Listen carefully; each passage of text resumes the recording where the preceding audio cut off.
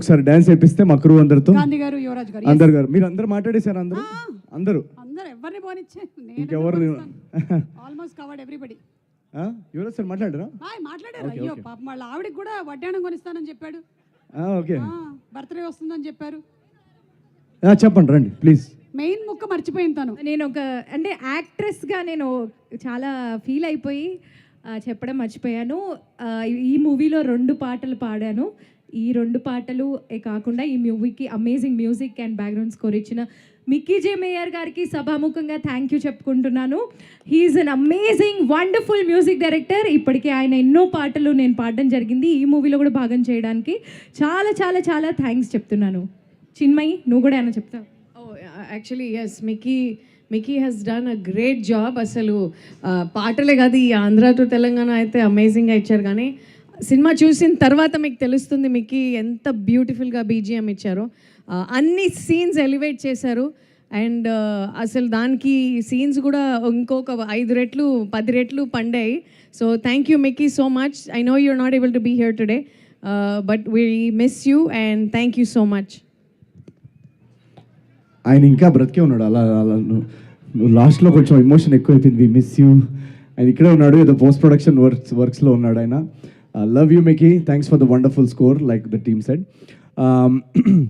Warangal, my జానే జిగర్స్,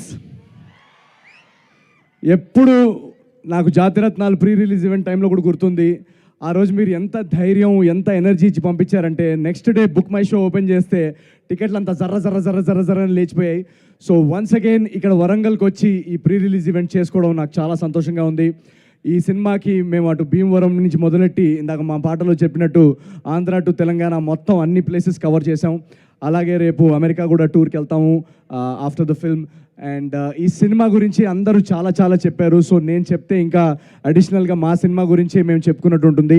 but ఒకటి మాత్రం గ్యారంటీ ఇస్తాను నేను మీ అందరికీ, ఏజెంట్ సాయి శ్రీనివాస్ ఆత్రేయ టైంలో మాకు డిస్ట్రిబ్యూషన్ కూడా దొరకని పరిస్థితులు. అది 10 షోలు మ్యాక్సిమం 10 షోలు ఇస్తారని అన్నారు.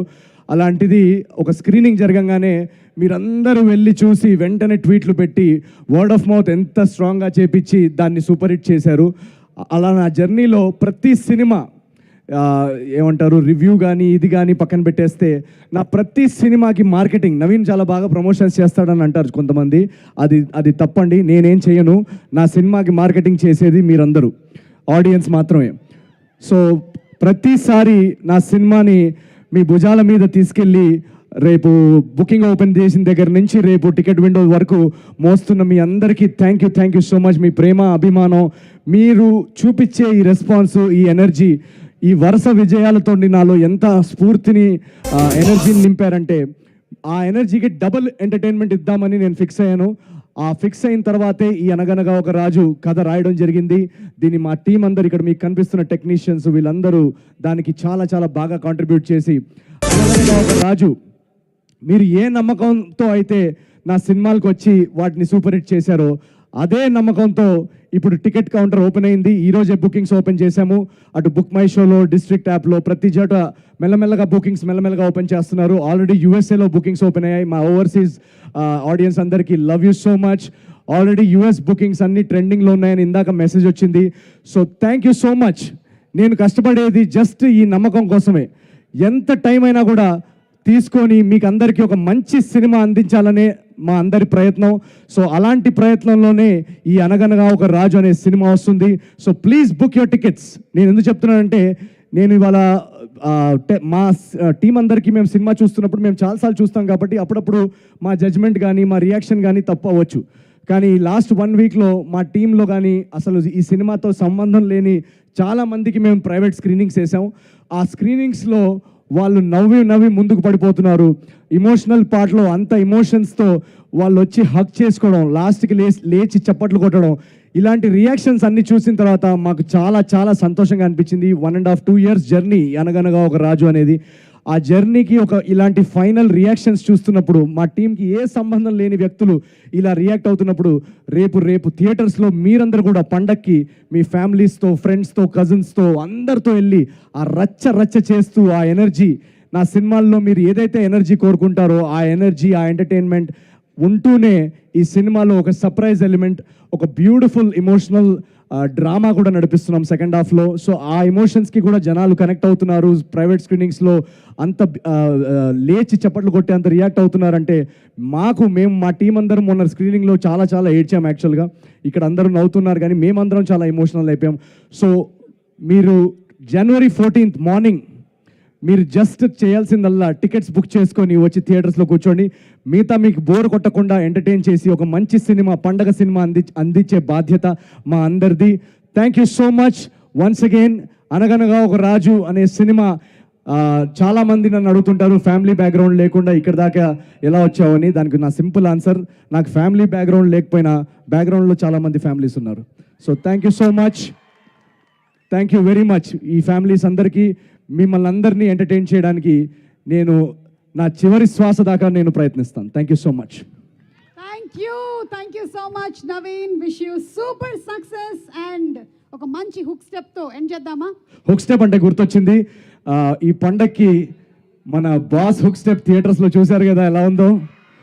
సో మా గురువు గారు చిరంజీవి గారు ఆల్రెడీ థియేటర్స్లో ఒక ఎనర్జీ సెట్ చేసేసారు ఆయన హుక్ స్టెప్ తోటి.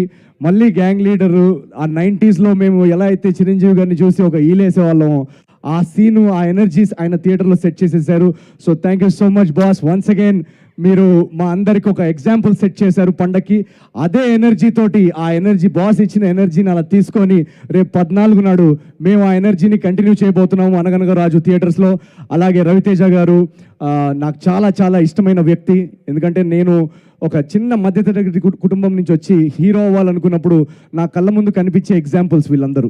చిరంజీవి గారు కానీ రవితేజ గారు కానీ వీళ్ళందరినీ నేను ఆదర్శంగా తీసుకొని నేను కృష్ణనగర్లో ఆడిషన్స్కి తిరిగేటప్పుడు నా స్ట్రగుల్ పీరియడ్లో నాలో హోపు ధైర్యాన్ని నింపిన ఎగ్జాంపుల్స్ వీళ్ళందరూ. సో వీళ్ళందరితోటి నా సినిమా సంక్రాంతికి రావడం, ఆ సంక్రాంతి పండగ అల్లుడిని నన్ను మార్చిన మీ అందరికీ చాలా చాలా థ్యాంక్స్. మా ప్రభాస్ అన్నయ్య రాజా సాబ్ సినిమా డార్లింగ్, మళ్ళీ ఆ డార్లింగ్ లుక్ ఫ్యాన్స్ని ఎంటర్టైన్ చేయాలని ఆయన ప్రతి సినిమాలో ఏదో విధంగా కొత్తగా ట్రై చేస్తున్నారు as an artist. So hats off to Prabhas అన్న. అండ్ ప్రతి పండగకు వచ్చే ప్రతి సినిమాని ఈ రోజుల్లో ఏమైపోయిందంటే సోషల్ మీడియాలో ఏఐ వచ్చినప్పటి నుంచి ఏది నిజమో ఏది అబద్ధమో ఎవరికి తెలియదు. సో ఈ రోజుల్లో మనం చేయాల్సిందల్లా ఒకటే, ఒక ట్రైలర్ చూసి ఆ ట్రైలర్ మీకు నచ్చిందంటే ఆ టీము ఎవరు పనిచేస్తున్నారు, దానిలో ఉన్న టాలెంటెడ్ ఆర్టిస్ట్ వాళ్ళందరూ మీకు ఇష్టమైతే వాళ్ళ పేరు మీద, ఆ ట్రైలర్ పేరు మీద నమ్మి మీరు వెళ్ళి ఫస్ట్ షోకి రండి. దాని తర్వాత మిమ్మల్ని అందరినీ ఎంటర్టైన్ చేసే బాధ్యత మాది, తెలుగు సినిమాది. So thank you so much.